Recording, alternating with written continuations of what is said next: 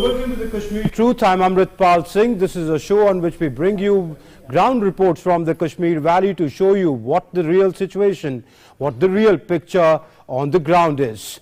Why the need for this program? Because to tell you what the real picture is, there is a lot of fake propaganda, a misinformation, a disinformation campaign floating around on the social media. These are vested interests operating out of the fake news factory from our western neighbor Pakistan, which is propaganding this false narrative with a vested interest to create unrest in the valley. To take a look at, let's take a look at the sort of wild propaganda that's floating around in the net. Now, this picture has been going viral on the social media since the abrogation of Article 370 and 35A in Jammu and Kashmir. It shows a school student sitting on a chair and an army personnel is standing in front of him. This picture is projected as a symbol of Kashmiri resistance, protest against the decision to withdraw the special status of the state. When we probed this and investigated it, we found out that the truth is something else. The truth is that this picture was clicked by photojournalist Pirzada Wasim in North Kashmir a year ago. This is not of Kashmir of today. In an interview to BBC, Pirzada Wasim said that he clicked this picture on 27th of August last year in Sopore town of Srinagar, and this is not the picture of today as is being propagated, as the false propaganda puts it out to be. So it's a fake tweet. Now, this is another fake tweet from the handle of Pakistani journalist Amir Abbas. He shared two images on his Twitter handle and claimed that the Indian Army is killing innocent Kashmiris. When we probed it further, we found out that the truth is that this photo was first published is of Gaza's poet Abu Joma, who was injured in an Israeli airstrike in 2014. It was first published in The Guardian and then in the New York Times. The second picture is 7 years old, which belongs to relatives of some prisoners, and it has nothing to do with the Kashmir of today. Now, these two pictures were put out from Amir Abbas's handle. So that's the sort of fake news, that's the sort of propaganda that's floating around. And let's now take a look at what the situation really in the valley is. This is what Srinagar looked as of Tuesday. These are visuals of today. We sent out our cameras out in the valley to capture and bring you what the valley looks like. You make up your minds. Is it trigger-happy army out on the streets, trigger-happy security forces clamping down? Is it a shutdown? Does it look like one to you? These are morning visuals, which are the early morning visuals actually, and you can see traffic out on the streets. These shops, this is a mobile recharge shop. We know that the postpaid mobiles have been opened. Now mobile services, postpaid mobile services have been restored in the valley. People out in the streets. This is little later in the day. You can see the central market in Srinagar on the Residency Road. People moving around. So this is what Srinagar looked like. We bring you this so that you can make up your mind and compare the false propaganda being propagated versus what the pictures tell you. And a truck driver from Rajasthan was shot dead by two terrorists, including a suspected Pakistani national at Shirmal village in Shopian district of Jammu and Kashmir on Monday evening. The deceased driver has been identified as Sharif Khan. Jammu and Kashmir police informed that the area was put under cordon soon, and the police was reached the spot. Police said that the terrorists are frustrated by the movement of trucks loaded with fruit in the valley, so they carried out the attack in the village of Shirmal. According to police, there is anger among the locals after the incident. Teams of the Army, Jammu and Kashmir Police, the CRPF are at the spot. Search operations are currently underway. After the restoration of mobile services, earlier SMS services were started, but as a precautionary measure, the SMS services or the postpaid mobile connections were stopped so as to stop the spread of rumors.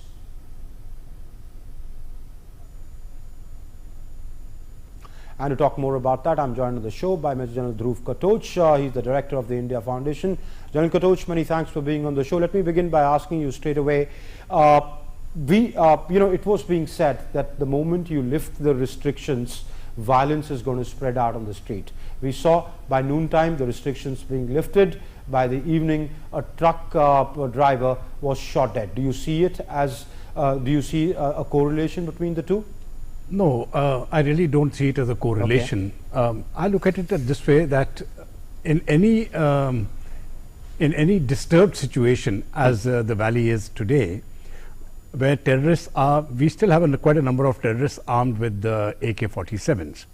Now, in such a scenario, it is quite possible that one or terrorist can kill an innocent civilian, and in this case, a truck driver who had come from Rajasthan became the unfortunate target. Now, these isolated incidents, I presume, will continue to occur. The frequency will not be that much, but to say that you can stop all terrorist acts 100%, especially those which are against random targets, I think that is a very difficult ask. And this can only happen when the last terrorist has been gunned down or put behind bars. So I think we can expect something like this, and it is in the nature of terrorism that especially when they are getting defeated, they would like to tell the public, no, we are still there, we are active, and they will carry out such random acts of killing, more so to, in a sense, to tell their own cadre, listen, we can do it, and also to intimidate the public. Now, you see, why has a truck driver who is ferrying apples been killed? Now, unfortunately, from the terrorist point of view, it has been very unfortunate that they have totally failed in stopping the movement of goods from Kashmir to the rest of the country, especially because this is the apple season. And if they could have somehow managed to stop the sale of apples, they could have actually claimed it to be a victory. Now, that has not happened because the movement of trucks which are carrying the apple fruit is not in ones and twos, it's by the hundreds. And when you look at the total quantum of fruit which has actually been exported out of the valley, and it has gone down to Jammu and beyond, it appears to be like any other year. In fact, even on the normalcy, even when there were total normalcy conditions in the valley, we would have a situation like this. So what you're really looking at is a very high level of normalcy, which will continue like this.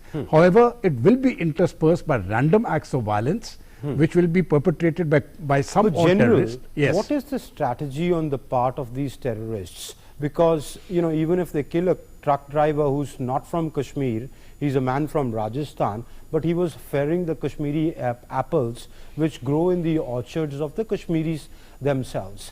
If they go around, if they achieve some sort of this thing saying that, well, this narrative that the Kashmiris are not selling their apples and therefore the government of India, its narrative is defeated, that normalcy is returning. But by the end of the day, they are harming local Kashmiris, orchard owners, apple growers. So wouldn't that bring in a sort of anger against these terrorists themselves and the movement, the resistance movement that they call it? Actually, if there was a civil disobedience movement in Kashmir, just say theoretically there is one, then actually the people will simply sit in the houses and they won't sell the apples. No, that is not the case. The people, everybody wants to get on with this business. So to the extent, for anybody to claim that there is a civil disobedience movement is absolutely false. What is really happening there is that because the people are moving out, and they are defying the curbs which the terrorists wish to impose, it has got the terrorists rattled. Now, it is because they have got rattled that they have to show their presence. Now, they have killed a truck driver who has come from Rajasthan. But please understand, even if that truck driver was from Kashmir, they would have killed him. It didn't really matter whom they killed. They simply wanted to kill a truck driver to send to the people a message that you cannot sell your products. You cannot have them transported out. Now, that is failing. That despite one person having been killed, that message which the terrorists are trying to send to the public, that element of fear which they are trying to introduce is not working. And I think this will get them rattled more and more. More importantly, I think the handlers in Pakistan are getting increasingly rattled.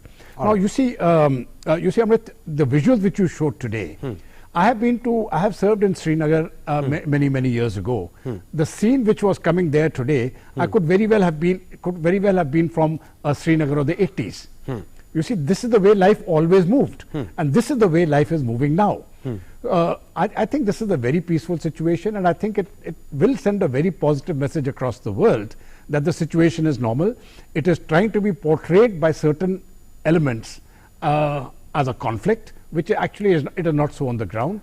And every single action of the terrorists will be in due course of time will be actually countered by the people themselves. General, you talk about normalcy. Yes. The government argues that right from the beginning, from the 5th, when this communication stoppage was introduced, the government said that we'll successively lift the curbs. The government stood by its word, came true on its word. Finally, the landline services were restored, schools were opened. Now postpaid services have been restored. The government says when the situation improves, we'll look at opening up prepaid, then later internet. But we'll go step by step. We'll assess the security situation. But then why open up the SMSs and stop that a few hours later if the situation is so ripe? I think they wanted to give it a trial, and SMS, I personally do not see actually the need for SMS, because the problem really comes in is group SMSs. You know, if it is simply a message between person A and person B, there is no problem in such messages. The thing is that if you can send bulk messages, then you create rumors. Then the terrorists, what the terrorists will aim to do is to really spread rumor mongering in such a manner and incite people to come on the streets. Now, on their own, people will not come on the streets, but out of fear they may come. So theoretically, I just want to give an example. Let us say the terrorist sends messages to various villages that you will come out on so and so date at so and so time. Otherwise, we will come and kill you. Now, this is the message which the terrorist has sent. Now that so people congregate and they put it out as a protest. You see, now if you can send out bulk messages of this nature, it creates fear and panic amongst the people, and so they will actually come out to avoid being targeted by any of the terrorist elements. Now you see, they have got a choice to come out or not to come out. If they don't come out, they are safe, because the terrorists, they have followed the terrorist diktat, and the security forces will not touch them. So you see, they have the guarantee that from one side they are secure, from the other side they are not secure. So you're saying it may result to a security situation on hand. Yes, so which it will may lead to confrontation between the forces, may lead to stone pelting, may lead to tear gas. No, actually it really won't lead to a confrontation, but this is really the psychology which the terrorists are trying to promote there. So that is why this group messaging, in my view, is not recommended as of now, while they may have given it a trial. Okay.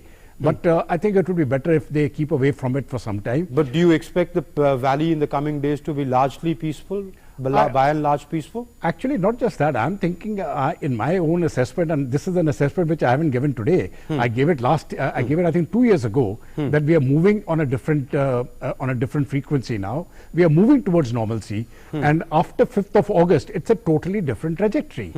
So I am looking at total peace coming back to every part of the state of the present state of Jammu and Kashmir, or the Union Territory of Jammu and Kashmir. Ladakh, as it has never had any problems.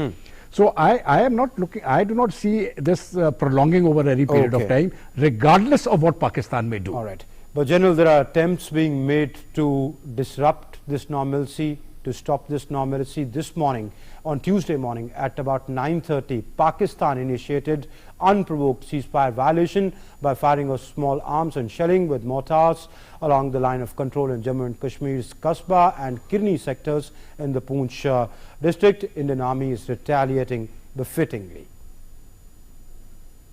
General, Pakistan is leaving no stone unturned to sort of create unrest. It's using all means through the terrorists that it sends across the ceasefire violations, the continued ceasefire violations, both along the LC and the border.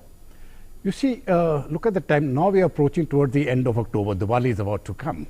And post Diwali, we've always seen, you see, winter sets in very fast. Right. You will find the ranges are going to get covered by snow. Now, the time which is available to Pakistan to send those terrorists which they have trained there is actually getting constricted day by day. So if you see, the more we stop them, the more desperate they're getting. It has been a constant ploy. I've served right in the front lines for a very, very long periods of time, and I know the strategy which the Pakistanis follow, which they continue to follow. You know, they will resort to firing. They will try to divert attention, and in between they will try to slip in a few terrorists. Now, what used to happen earlier, especially a decade or two ago, when they used to be firing, the response from our side was there, but it was not really a hard response. It was just a little bit of, you see, today it is a different army there, right? It is a different political establishment in the center, and the troops on the ground, they know given exactly a free hand to respond befittingly, and they know how to do it. So if Pakistan does something, they get a very, very strong repost, which is actually deterring them, and they are suffering very, very heavily. That news doesn't come to us, and it is suppressed by the Pakistani media also. So they are actually having a very serious problem in getting their terrorists across. I have a problem with this deterrent theory. I mean, the idea was that increase the costs for them, escalate the costs for them, and therefore they will not venture out into this. But we haven't seen the ceasefire violations come down, have we? No, actually, you see, deterrence is not just military to military. The deterrence has been there on multiple fronts. You see, you have put great pressure. You have isolated them politically in the international arena. Yeah. We have Last night isolated they them were put in diplomatically. the dark grey list at FATF. Yes, and now you know the FATF is coming in, right? Yeah. If they may go around, you see, whatever happens, they are going to be in more and more serious financial trouble. So you are finding pressure being, the pressure. So you're hitting them on all fronts. So economic, militarily, now, internationally, diplomatically. Yes. You're hitting them all all that over. These chaps can do to show that we are doing something is to fire a few mortar rounds across the line of control. Okay. We'll handle that. There is not much of a, I don't think it is much of an issue. Okay. Let them do it, and the command out there is absolutely capable and competent to give them such a response that each time they do it, and they will continue to do it, mind you, but they will keep getting hurt more and more. All right. We leave it there. Major General Dhruv Katoj for being on the show. Thanks a lot. And moving on, days before casting of the first ballot for October 24th Block Development Council elections in Jammu and Kashmir, an official on Monday said that 14 candidates have been elected unopposed as councillors in 2 blocks of South Kashmir's Anantnag district. Anantnag's district election officer has said that 14 candidates have been elected unopposed in 2 blocks of the Bridge, Behara and Chitragul in Anantnag's district. The Anantnag's DO entrusted with the task of reviewing election arrangements in the district, meanwhile examine the preparations being made for election of 57 BDC councillors from 14 blocks. The electorates of the BDC elections comprises of village panchayats, panchas and sarpanchas. And the National Institute of Technology in Srinagar reopened on Tuesday. Restrictions were imposed in the state of Jammu and Kashmir when the centre abrogated Article 370 on August 5th. In the wake of the situation, classes were suspended in NIT. So from Tuesday, the NIT, that's the National Institute of Technology, a premier engineering institute in Srinagar, was reopened. So one expects now that schools, colleges have been reopened and NIT has been reopened, attendance to pick up. बहुत दिन से पढ़ाई नहीं हो पा रही थी तो बच्चे भी बहुत ज़्यादा टेंशन में थे कब कॉलेज खुलेगा मतलब तो इसलिए अब बहुत दिन से खुला है तो अच्छा लग रहा है मतलब Well, security forces in Jammu and Kashmir are recruiting local youth from the state to provide employment opportunities for them. The Indian Army and the J&K police are conducting special recruitment drives, especially for women, and the response to the rallies is very enthusiastic. The Indian Army conducted a recruitment drive for the youth of Kashmir Valley. Youths from Kupwara, Baramulla, Bandipora and Gandharbal participated in the recruitment rally. The recruitment, which was held from the 12th to the 15th of October, was for the Jammu and Kashmir Light Infantry. Around 2,000 youth took part in the recruitment drive.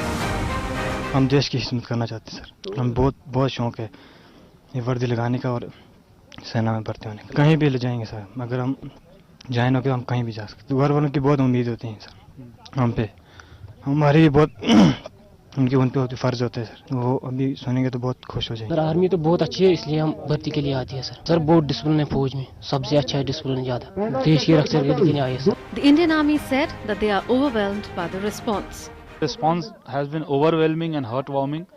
We have a lot of candidates appearing from Anantnag, Kulgam, Pulwama, Shopian, Badgam, Gandharbal, and that shows that there are a lot of enthusiasm amongst the youth of South Kashmir particularly to join Indian Army, and that is a very good sign. Jammu and Kashmir Police also organised a recruitment rally in which a good number of female candidates participated. The recruitment drive for special police officers was organised in the Ramban district. As many as 4,072 candidates, including female candidates, competed for the final selection. These girls belong to remote and hilly parts of Ramban district. Though eligibility is matriculation, the aspirants include many intermediates and graduates. मैंने SPO की race भी qualify कर दी, short put भी, और sir मैं qualify हो चुकी हूँ। मुझे बहुत शौक है पुलिस में जाने का। मैं समाज की सेवा करना चाहती हूँ, अपने मुल्क की सेवा करना चाहती हूँ। रेस क्वालिफाई की, शॉर्ट पुट क्वालिफाई किया और मुझे उम्मीद है कि मैं सिलेक्ट हो जाऊँ। मैंने पहले भी एक बार यहाँ पे इंटरव्यू दिया था और मेरी सिलेक्शन नहीं हुई थी। हम 2 बहनें हैं, तो मैं चाहती हूँ कि मैं अपने घर वालों की थोड़ी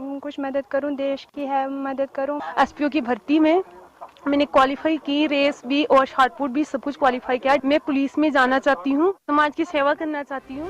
Recruitment drive for special police officers is being seen as yet another step towards women empowerment. एसपीओस की जो वैकेंट पोस्ट हैं उनके अगेंस्ट जो है रिक्रूटमेंट चल रही है। टोटल हमारे पास जो फॉर्म लगे हैं उसमें 4072 फॉर्म्स लगे हैं, जिसमें काफ़ी लड़कियों ने भी फॉर्म फिल किए थे। ये दूर दराज इलाके की लड़कियां हैं, इनके लिए सबसे बड़ी चीज़ थी एक्सपोजर। इनको डीपीएल में आना, यहाँ पे दौड़ के जो है ग्राउंड क्लियर करना, शॉट पुट करना, बाकी सब अपनी फॉर्मेलिटीज़ को कंप्लीट करना, एक इनको एक्सपोजर भी मिला है। दूसरा जो ये चाहती हैं कि ये अपनी फैमिली के लिए कंट्रीब्यूट कर सकें, स्वावलंबी हो पाएँ, तो वो चीज़ें भी इन्होंने यहाँ पर देखा। और अगर ये इनकेस इसमें जो है सिलेक्ट हो जाती हैं तो बड़ा अच्छा रहेगा इनके लिए कि ये भी एक सपोर्ट सिस्टम का हिस्सा बनेंगी। अपने हस्बैंड के साथ साथ खुद भी ये कंट्रीब्यूट करेंगी, अपने बच्चों को एक अच्छी शिक्षा देने में हेल्प कर पाएंगी और अपने पैरों पे खुद खड़ी होंगी, तो ये किसी पे डिपेंडेंट भी नहीं। The recruitment drive has received an overwhelming response from youth across the state and will go a long way in providing gainful employment to these youths. Bureau Report, DD India. And in view of the persistent requests of the employees associations and as a welfare measure for the employees of Jammu and Kashmir government, J&K Governor Satyapal Malik on Monday announced that the Darbar move travelling allowance of employees, which is currently fixed at an amount of 15,000 per employee, to be raised to 25,000. This will take effect from the forthcoming Darbar move this month. It's in October that the Darbar moves from Srinagar to Jammu, because the winter capital moves to Jammu. So this is what the governor announced. So that's what the situation in the valley is. We bring you news every evening at 6:30 on DD India and our show, the Kashmir Truth, and it's there at 9:30 on air, 9:30 on DD News, where we bring you the ground reports and what the situation in the valley is, so that you can make up your minds what to believe, what not to. That's it from me. Thanks for watching. Namaskar.